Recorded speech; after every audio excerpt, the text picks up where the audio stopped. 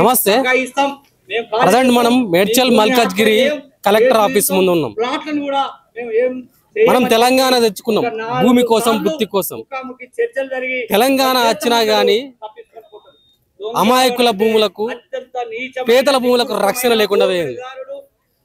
ఇప్పటికీ కబ్జాదారులు అమాయకులను చూసుకొని భూములు కబ్జాలు పెట్టుకొని విలాసవంతమైన జీవితాలు గడుపుతున్నారు. మరి ఎట్లా? ఇదంతా ఎవరండతోని? ఈ రాజకీయ నాయకులు అంతా మొత్తం కలిసి పేదలకు సంబంధించిన, అమాయకులకు సంబంధించిన భూములు కబ్జాలు చేసి మంచి జీవితం వాళ్ళు ఇప్పుడు పొందుతున్నారు. ఇదంతా ఏందన్నట్టు అంటే మనం ప్రజెంట్ ఇప్పుడు వచ్చిన ఇష్యూకి సంబంధించి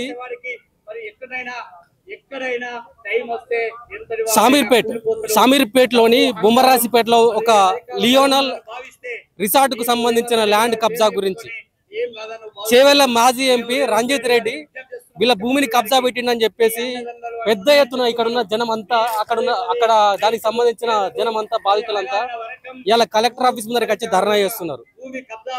అయ్యా, మా భూములకు రక్షణ ఇప్పియండి, మేము పేదోళ్ళం, వాళ్ళు రాజకీయ నాయకులు, వాళ్ళ దగ్గర డబ్బు ఉన్నది, పలుకుబడి ఉన్నది అని చెప్పేసి కలెక్టర్ ఆఫీస్ దగ్గరికి వచ్చి పోలీసుల దగ్గరికి వచ్చినా కూడా రక్షణ లేదు, కనీసం పట్టించుకునే నాదులు లేడు. మరి ఎవరి దగ్గరికి పోతారు? కనీసం ప్రభుత్వ అధికారుల దగ్గరికి పోయి, ఎమ్మెల్యేల దగ్గరికి పోయి, ఇక్కడున్న అంటే మేడ్చల్ మల్కాజ్గిరి ఎంపీ ఈటల రాజేందర్ దగ్గరికి అయినా కూడా పట్టించుకోని పరిస్థితి. మరి ఎవరు పట్టించుకుంటారు? వీళ్ళకి ఎవరు న్యాయం చేస్తారు? కేవలం అంటే నార్మల్ గా ఆడికి వచ్చి ఆ భూమిని కబ్జా పెట్టి తిరిగి మళ్ళీ ఈ బాధితులనే బెదిరించి వీళ్ళ మీద దాడులు చేస్తున్నారంట, ఈ రిసార్ట్ కు సంబంధించిన బాధితుల మీద. సో మాట్లాడదాం ఒక్కసారి. ఆ చేవెళ్ళ రంజిత్ రెడ్డి మాజీ ఎంపీ ఇంతకన్నా ముందు కోడిగుడ్ల కుంభకోణంలో కూడా అతను కోడిగుడ్ల కుంభకోణంలో కూడా అతని పేరు ఉంది. ఎన్ని డబ్బులు చేసుకుంటారు? ఎంత సంపాదిస్తారు? పేద కడుపులు ఎందుకు కొడతారు మీరు? సో మాట్లాడదాం, బాధితులతో మాట్లాడి తెలుసుకునే ప్రయత్నం చేద్దాం. అన్న, ఏమైంది అసలు? ఎన్నో సార్లు దీనిపైన పోరాటం చేస్తున్నారు, ఇది తెగేది ఉందా ఏమన్నా? ఇది తప్పకుండా దిగిరాక తప్పదు రంజిత్ రెడ్డి, దిగిరాక తప్పదు. లేకపోతే ప్రజల నుంచి వేరు చేస్తాం. లియోనియా ఆయన కొనుగోలు చేసినటువంటి ఏదైనా చర్యలు, ఆయన వచ్చే ఆక్రమణలు తగ్గి రైతులతో, తర్వాత అక్కడ ఉన్నటువంటి ఎడ్యుకేషన్ సొసైటీకి రావాల్సిన బకాయిలు కనుక చెల్లించకపోతే అందులో అడుగు పెట్టకుండా కూడా చేస్తాం. దశల వారీగా ఒక దొంగను ఈ దొంగ అని ప్రజలకు చెప్పాలి. ఆ రకంగా ప్రజలకు ప్రచారం చేయడం ద్వారా, ప్రజలకు దూరం చేయడం ద్వారా వీడు ఒక భూ బకాసురుడు, వేల కోట్ల రూపాయలు అక్రమంగా ప్రభుత్వ ధనానికి దగా చేసిండు కాబట్టి ఇతను మోసగాడని చెప్పి తెలియజెప్పడం కోసం దశవారి పోరాటం చేస్తున్నాం. అంటే తెలంగాణ ప్రజలకు చేవెళ్ళ రంజిత్ రెడ్డి గురించి తెలిసి ఉండి అక్కడ ఓడిచిల్లు. ఆ పార్టీ టీఆర్ఎస్ నుంచి పోయిన తర్వాత కాంగ్రెస్ కి వచ్చిండు, కాంగ్రెస్ లో ఓడిపోయిండు, కాంగ్రెస్ లో ఉన్నాడు. కాంగ్రెస్ పెద్దలకు రేవంత్ రెడ్డి గారి మీద గౌరవంతో వారి దృష్టికి వెళ్ళాలని ఇవన్నీ చేస్తున్నాం. రేవంత్ రెడ్డి గారికి ఇక్కడున్న ప్రజలకు, భూ బాధితులు అందరికీ కూడా గౌరవం ఉన్నది. ఇప్పటికైనా ఆయన మీద చర్యలు తీసుకోవడం కోసం మీరు వెంటనే మరి కమిటీ వేసి ఆయనను కూర్చున్నబెట్టి ఇలాంటి భూదందా చేసేటోని ఎక్కడికక్కడ కట్టడి చేయాలని మేము డిమాండ్. అంటే గతంలో కోడిగుడ్ల కుంభకోణంలో కూడా చేవెళ్ళ రంజిత్ రెడ్డి పేరుంది, అయినా కూడా ఇటువంటి దొంగ దందాలు వేయడం పట్ల ప్రజలు తిరిగి చీకొట్టరా? 100% చీకొట్టేటట్టే చేస్తున్నాం. ఈ రోజు ఇక్కడ చేస్తున్నాం. ఇప్పుడు పార్లమెంటు సభ్యుడు ఈటల రాజేందర్ ఇంటి ముట్టడి చేస్తాం, అది అయిపోతుంది. అవసరం దిగి రాకపోతే రంజిత్ రెడ్డి ఇల్లు కూడా ముట్టడి చేస్తాం. రేవంత్ రెడ్డి గారి అపాయింట్మెంట్ తీసుకుంటాం, వారి గురించి కూడా క్లియర్ గా చెప్పడానికి. అంటే కలెక్టర్ గారికి విన్నపం వేసిరా? ఏం చెప్పిండు కలెక్టర్ గారికి గతంలో ఇస్తే గేటు పెడితే గేటు తీసేశారు, కలెక్టర్ గారు పంపించారు, మళ్ళీ గేటు పెడుతున్నారు. రైతులు అందరికెళ్ళి పోవడానికి రైతులకు కూడా పోనివ్వడం లేదు. ప్లాట్లు ఆక్యుపై చేస్తున్నాడు. ఆయనకు ఒక బిల్డింగ్ కొనుగోలు చేసుకున్నాడు తప్ప పార్కింగ్ స్థలం, ఒక పీటు స్థలం కూడా లేదు. ఇలాంటి దాన్ని ఆయన మరి ఏ రకంగా ఉన్నాడు, ఎందుకు కొన్నాడు, ఏ రకమైన పద్ధతుల్లో ఆడ పనిచేస్తాం అనుకున్నారో తెలియదు. ఈ రకంగా ప్రభుత్వ మరి కొనుగోలు చేసినటువంటి ఆయనకు అట్లా పర్మిషన్ ఎవరెవరు ఇచ్చిర్రు? బాధితులు ఎవరు? అసలు ఆయన పర్మిషన్ ఇవ్వడం అంటే బ్యాంకు ద్వారా కొన్నాడు. ఇప్పుడు బ్యాంకు కూడా మోసం చేసినట్టు బ్యాంకు వాళ్ళు కూడా కేసు వేసారు. మన వారం రోజుల క్రితం బ్యాంకు వాళ్ళు వేశారు, మేము పెట్టాం కేసులు. దాదాపు 6 కేసులు ఇప్పుడు రోజు FIR ఉన్నాయి వాళ్ళ మీద. అది చర్యలు తీసుకోవడం లేదు. అది ఎందుకు? దీన్ని పరిష్కారం చేయడం కోసం పోలీస్ అధికారులు ప్రయత్నం చేశారు, సిట్టింగ్ పెట్టారు. అదేవిధంగా రాజకీయ నాయకులు పాలకులు సిట్టింగ్ పెట్టారు, మంచిది అంటున్నారు, చేయడం లేదు. మరి ఆయన ధైర్యం ఏందో, ఆయనకి ఏం ధైర్యం ఉన్నదో అర్థం కాదు. మరి ఆ ధైర్యం సంగతి ఏందో ప్రజలంతా కదిలితే ఆ ధైర్యం ఏందో తెలుసు. అంటే మీ దగ్గర డబ్బు లేదు, మందబలం లేదు, ఆయన అధికార పార్టీకి సంబంధించిన వ్యక్తిగా ఉన్నాడు. మరి ఆయన మీద పోరాటం ఎట్లా సాగిస్తారు? అధికార పార్టీ అండదండలని ఏం భావించడం లేదు మేము. అందరు లేరు, కొంతమంది వ్యక్తులు ఉంటారు, దోపిడి దొంగలంతా ఉంటారు. రేవంత్ రెడ్డి గారి ముఖ్యమంత్రి మా అన్న అనుకుంటున్నాడు, కానీ వారికి విజ్ఞప్తి చేస్తున్నాం. వారి మీద ప్రజలకు అభిమానం ఉన్నది. వారంటే ఇక్కడ ఉన్నటువంటి అందరికి కూడా రేవంత్ రెడ్డి మంచోడు అందరికి మంచిగా ఉన్నది. కానీ మరి ఈ దందా చేసేటువంటి వ్యక్తి నీ వెంట ఉంటే ఇది సరైనది కాదు. సరైన పద్ధతుల్లో రేవంత్ రెడ్డి గారు ఇప్పటికైనా తెలుసుకొని అతను కట్టడి చేయాలని చెప్పి విజ్ఞప్తి చేస్తాం. రంజిత్ రెడ్డిని తరిమి పెట్టదాకా లియోనయో రిసార్ట్ నుంచి వెళ్ళి మీ పోరాటం ఆగుతుందా? ఏ పరిస్థితుల్లో ఆగదు. ఆయన వెళ్ళన పోవాలి, మా సమస్యలు తక్షణ పరిష్కారం కావాలి. అన్న ఏమైంది మీ పోరాటం ఎందుకు అసలు? అచ్యుత ఎడ్యుకేషన్ అండ్ ఆయనకు యూపీ వ్యక్తికి ఒక 5 ఎకరాల జాగా కొనుక్కుని అక్కడ ఒక మన హోటల్ మేనేజ్మెంట్ కట్టుకును. అది ఎన్సిఎల్టీకి మరియు లీజ్కి ఇవ్వడం జరిగింది. బొమ్మరాజ్పేట గ్రామంలో లీజ్కి ఇవ్వడం జరిగింది. అతన్ని సతాయిస్తున్నారు అని చెప్పేసి నన్ను కన్సల్ట్ అయ్యిండు. కన్సల్ట్ అయితే నా రైతుల తరఫు నుంచి మేము ఉద్యమంలో పెడతాం అమ్మా, నీకు ఇట్లయితే రావు డబ్బులు అని చెప్పినాము. అది ఒకటి ఆయన డబ్బులు ఇప్పించేయమని చెప్పేయడం ఒక డిమాండ్. ఆడ 300 మంది ప్లాట్ల యజమానులకు రోడ్లు రాకపోకలు బంద్ చేయడం జరిగింది. ఆ రాకపోకలు తీయమని చెప్పేసి మేము అడగడం జరిగింది. పోలీస్ స్టేషన్లో కంప్లైంట్ ఇవ్వడం జరిగింది. న్యాయం జరగలేదు కాబట్టి ఇప్పుడు జిల్లా మెజిస్ట్రేట్ గారికి ఇక్కడ నిరసన తెలిపి ఆయనకు ఈ రోజు మెమోరాండం ఇవ్వండి. ఇక్కడ నుంచి చక్క మళ్ళా మా పార్లమెంట్ సభ్యుడు ఇది ఢిల్లీ వరకు నిలబడాలని చెప్పేసి పార్లమెంట్ సభ్యునికి ఇంటికి మేము వెళ్తా ఉన్నాము. మేము అడిగినాము, మీ సహకారం కావాలంటే ఆయన రాలేకపోయింది. మరి ఆయనకి ఏమి ఇబ్బందులు లేవు. మేమే ఆయన ఇంటికి పోయి మేము ఈ మందితో అందరు తీసుకొని మారుబలం మా యొక్క రైతుల అందరిని తీసుకొని మనకు మెమోరాండం ఇవ్వాలని పోతా ఉన్నాము. మరి రంజిత్ రెడ్డి గారు రౌడీజాన్ని బంద్ చేసుకోండి, చాలా డబ్బు సంపాదించుకోరు, పేరు తెచ్చుకోరు, అన్ని వచ్చి ఈ రౌడీజం బంద్ చేసుకోండి, ఈ బెదిరింపులు బంద్ చేసుకొని న్యాయమైన దందాలు చేయండి సార్. మేము ప్లీజ్ ఎవరి మాటలో పట్టుకొని మీరు ఇలాంటివి చేస్తే బాగుండదని చెప్పేసి రంజిత్ రెడ్డి గారిని డిమాండ్ చేస్తా ఉన్నాను.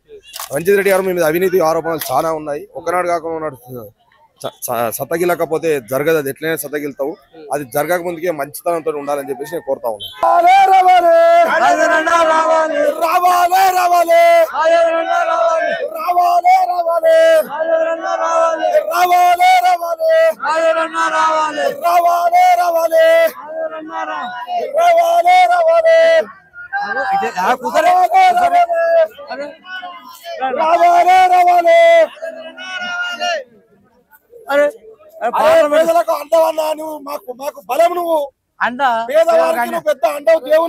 ఇప్పుడు దశల వారిగా కార్యక్రమం 1, 2, 3 ఆయన చర్చలకు వస్తా అంటాడు, వస్తలేడు. మాకు న్యాయం చేస్తా ఉంటాడు, చేయడం లేదు. బాధితులంతా బాధపడుతున్నారు. ఆయన గేట్లు మూతేస్తున్నాడు. వ్యవసాయదారులు భూములు పోనివ్వడం లేదు. ఈ ప్లాట్లను మొత్తము కబ్జా చేస్తున్నాడు. ఎంత భయంకరం అంటే కూర్చున్న దగ్గర 3 దఫాలుగా ముఖాముఖి కూర్చున్న వద్ద డెఫినెట్ ఇది అదే చేసుడే ఏం లేదు. కబ్జా చేస్తాం, ఏం చేస్తాం అనుడు. లీగల్ నోటీస్ పంపడు, ఈ భూమిని ఇది కాదు అనుడు. ఎస్టీపీ అది నీది కాదు, అది మాదే అంటాడు. మేము ఏం చెప్తారు, లీగల్ నోటీసులు మేము కేసులు పెడతాను, లీగల్ నోటీసులు. పోలీసు కిందోళ్ళు మీరు న్యాయం అంటున్నారు, ఇస్తాం అంటున్నాడు. ఇన్ని దఫాలు చేసిన తర్వాత ఇక బాధితులకు ఎవరి న్యాయం? అన్ని పార్టీలో చెప్పినాం, ఈవెన్ కాంగ్రెస్లో కూడా అందరికి చెప్పినాం. చెప్తే వస్తాం చేస్తామన్నారు. ఎవరు మరి డబ్బు బలమా, మరి ఏం బలము, అధికార బలమా ఏమో తెలియదు. ప్రతిపక్ష పార్టీలో మీరన్న ఉన్నారు, స్థానిక పార్లమెంటు సభ్యులు, మీరు పక్కనే కూత దూరంలో ఉన్నారు ఇల్లు. అక్కడ ఉన్న ప్రజలందరూ మీరంటే బాగా అభిమానం.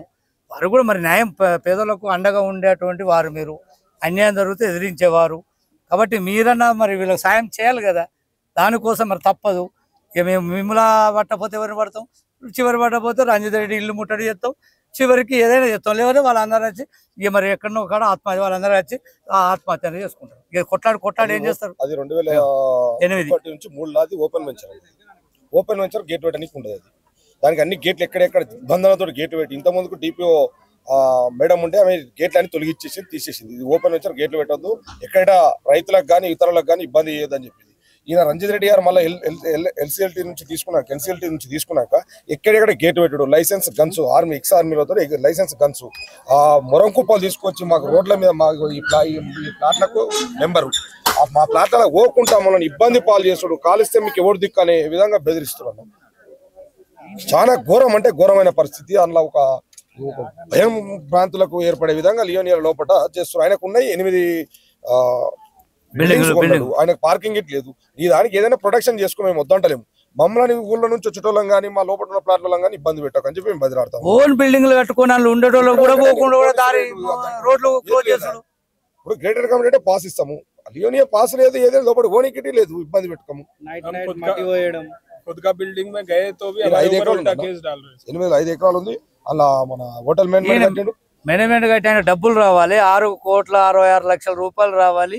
లీజ్ అయిపోయింది, అవి అయిపోయిన వాళ్ళు 3 నెలలే కదా వచ్చి వాళ్ళది బాగా అంత ముందు బాగా కంటిన్యూషన్ వాళ్ళ బ్యాంకు ద్వారా వీళ్ళకి రాసి ఇచ్చిళ్ళు చేసినప్పుడు పాత బాకీలు ఉన్నాయని టోటల్ ఒక పని మీరు కలెక్టర్ గారు ఇచ్చినాం.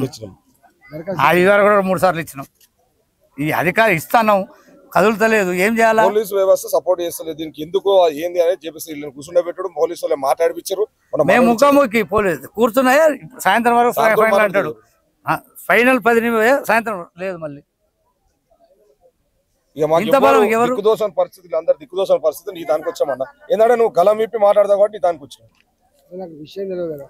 అదే ఒక్క మాట, ఇది గవర్నమెంట్ తో సంబంధం ఉందా, ఓన్లీ ప్రైవేట్ వ్యక్తులతో సంబంధం?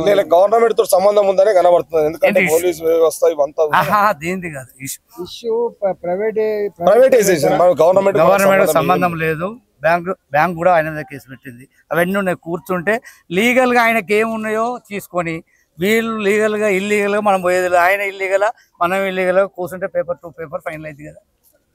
ప్రైవేట్ కేసు మన మీద. ఒక మాట, కలెక్టరేట్ దగ్గర ధర్నా చేసింది కదా, కలెక్టర్ కింద దీనికి సంబంధం ఉందా అంటున్నా? లేదు, కానీ గేటు పెడతాం.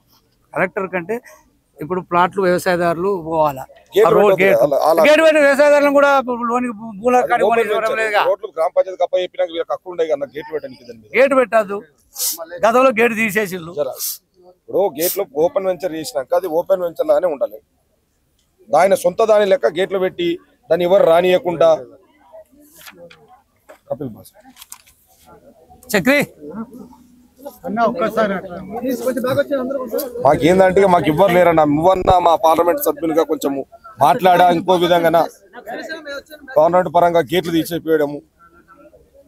ఇలా మండల నీళ్ళు లేవన్నా, వాటర్ ప్రాబ్లం ఉంది. 1 ఫీట్ పైప్ లైన్ వేసుకుంది, ఎలాంటి పర్మిషన్ లేకుండా. లియోనియాలకు ఇల్లీగల్. అర్ధమరాత్రి పూట రాత్రిపూట జేసీబీ నడిపించుకుంటే బెదిరించుకుంటూ వేసుకోండి ఆపితే ఉప్పరపల్లి ఆపినాం. ఈ పైప్ లైన్ ఎక్కడ పోతుంది? ఒక్క అధికారి కూడా నిమ్మకి నీరు ఎత్తలేదు. నీళ్లు లేవు, అలా కింద పోతున్నాయి. స్నానాలు చేసిన నీళ్ళు కిందికి పోతే రైతులు ఒరి కోసుకునే పరిస్థితులు బొమ్మరాసు. ఇప్పుడు నేను తొలకొని చూపిస్తాను లైవ్లు అందరికి. వేస్ట్ చేస్తున్నారు నీళ్ళు. దయచేసి దీంట్లో ఇవన్నీ పేపర్ డాక్యుమెంట్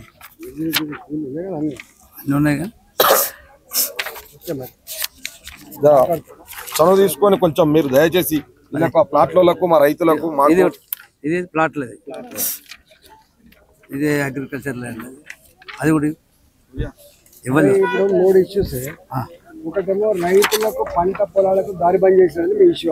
పంట పొలాలకు అలా ఉన్నోళ్ళకు రాజపేట పోయే వాళ్ళకి ఇట్లా బాట ఉందా? బాట అల్లకే లేదు. అలా లోపల ప్లాట్ ఉన్న 300 మంది ప్లాట్లలో ఉన్నాం. అలా ఉన్నోళ్ళం ఇద్దరికి రైతులకేమో ఇద్దరు రైతుల పొలాలు ఉన్నాయి. ఆడికి ఇంకోటి ఏమో జిల్లా పరిషత్ రోడ్ ఒకటి, అది బంద్ చేసి. జిల్లా పరిషత్ రోడ్ ఉంది, ఇక్కడ నుంచి బయటకు వెళ్తుంది మా ఊరు పొలంలోకి. ఆ రోడ్ ఒకటి ఓపెన్ చేయాలి. ఇది ఏవైతే ఓపెన్ ప్లాట్స్ ఉన్నాయో ఓపెన్ ప్లాట్ లో గేట్లు పెట్టదు. ఇక్కడ గిట్ట ఆయన కబ్జాలో తీసుకోకుండా వదిలిపెట్టాలి. ఇంకొకటి వాటర్ ఇష్యూ. మనకేమో ప్రజలకు నీళ్లు లేవు, ఆ స్నానాలు చేయడానికి బాత్రూంలకి ఏమో 1 ఫీట్ వాటర్ పైప్ లైన్. రాత్రి 12 గంటలకు ఓపెన్ చేస్తారు, పొద్దుగాల 6 గంటలకు స్విమ్మింగ్ పూల్ నడుస్తుంది. రాత్రి 12 గంటలకు వేస్తారు సార్, 11-12 గంటలకు అది నల్లిపుతారు. పొద్దుగాల 6 గంటలకు బంద్ చేస్తారు. అప్పటిదాకా అలా బోర్ పోసినట్టు వస్తుంది ఫీట్ పైపు. మిషన్ భగీరథ నీళ్ళు 15 రోజుల కింద ఓపెన్ చేశారు. రోడ్డుకు R&Bకి రూపాయి TD katli irrigation department permission లేదని చెప్పారు. సరే మన పర్మిషన్ మీరు రాత్రి పూట ఎందుకు ఇస్తారు సార్ మేము అడిగితే, రంజిత్ రెడ్డి ఉండి వెనక మీరు గవర్నమెంట్ ఉంది బాగుండదు మీరు ఆపుతామని చెప్తారు.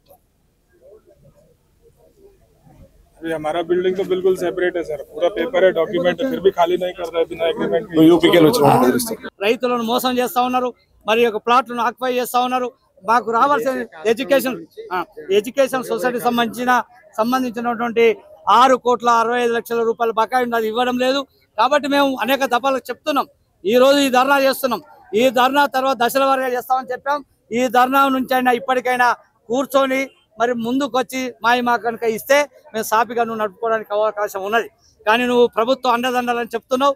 రేవంత్ రెడ్డి గారు చాలా గొప్ప మరి సీఎం అని చెప్పి ప్రజా ఆదరణ పొందినటువంటి నాయకుడు, ప్రజలతో మమేకమైనటువంటి నాయకుడు. కాబట్టి మేము ఇలాంటి అరాచకవాదులను నువ్వు ఎక్కడికక్కడ ఎండగట్టకపోతే నీకు చెడ్డ పేరు వస్తుంది. దయచేసి మరి భూ బాధితుల పక్షాన మీకు విజ్ఞప్తి చేస్తున్నాం. రంజిత్ రెడ్డి అగడాలను కట్టడి చేయాలని చెప్పి వారికి విజ్ఞప్తి చేస్తాం. బొమ్మరాజపేట గ్రామంలో లియోనియాలో ఒక 300 ప్లాట్లు రైతులై ఉన్నాయి. అదేవిధంగా అచ్యుత ఎడ్యుకేషన్ అని చెప్పేసి హోటల్ మేనేజ్మెంట్ హోటల్ ఒకటి ఉండే. ఆ హోటల్ని కొన్ని రోజులు రంజిత్ రెడ్డి గారు మరియు ఎన్సిఎల్టీ యొక్క లీజు తీసుకోవడం జరిగింది. ఆ లీజు యొక్క కొన్ని కోట్ల రూపాయల బకాయిలో ఉండడం జరిగింది. ఆ యొక్క లీజు డేట్ గిట అయిపోవడం జరిగింది. మరి ఆ డేట్ అయిపోయిన తర్వాత అచ్యుత ఎడ్యుకేషన్ వాళ్ళకి డబ్బులు ఇవ్వకుండా వాళ్ళని ఇబ్బంది పెట్టడం జరుగుతూ ఉంది. మరి అందులో మా యొక్క లోకల్ మా యొక్క పిల్లలు ఇక్కడ ఉన్న ఈ మండల స్థాయిలో కానీ ఇక్కడ తెలిసిన చుట్టుముక్క గ్రామాల పిల్లలు కానీ హోటల్ మేనేజ్మెంట్లో చేసినప్పుడు మనకు కొంచెము అందులో మనకు తక్కువ చేసిద్దురు. అందులో బయటకంటే ఇక్కడ 50% తక్కువనే ఉంటుండే. మా లోకల్లో ఎడ్యుకేషన్ పెట్టేందుకు ఆయన కపిల్ గారు మాకు డిస్కౌంట్ ఇస్తూ ఉంటుండే. మరి అలాంటి వాళ్ళు వచ్చి నన్ను అడగడం జరిగింది వాళ్ళకి మాకు న్యాయం చేకూర్చమని. అందుకు మేము వాళ్ళ తరపు నుంచి పోరాడుతూ ఉన్నాము. మరి ఒక పంచాయతీ వెంచర్లో గేట్ పెట్టడం ఎంతవరకు సమమో నాకు అర్థమైతలేదు. అది ఒక ఓపెన్ వెంచర్లో గ్రేడెడ్ కమిటీ లాగా దానికి గేట్లు పెట్టి ప్రజలంతా భయభ్రాంతులకు గురి చేసి తుపాకులతో తిరగడము, రంజిత్ రెడ్డి యొక్క మనుషులు అందులో తుపాకులతో తిరగడము, లైసెన్స్ గన్నులతో తిరగడము, మరి అక్కడ ప్లాట్ల యజమానులపై తుపాకులు గురి పెట్టడము, మరి కాలిస్తే లెక్కలు చెప్పుకొని ఇక్కడ మీరు బతుకులు సరిపోనడము, ఇవన్నీ జలవిఆర్ రామరాజు గారు కానీ మరి యొక్క రంజిత్ రెడ్డి బినామీ తిరుపతి రెడ్డి గారు కానీ వీళ్ళంతా ఈ బంద్ చేసుకొని యథావిధిగా ఎవరి వాళ్ళకు న్యాయబద్ధంగా వచ్చేటి ఇచ్చేసి న్యాయపరంగా ఇవ్వాలని చెప్పి కోరుతా ఉన్నాము.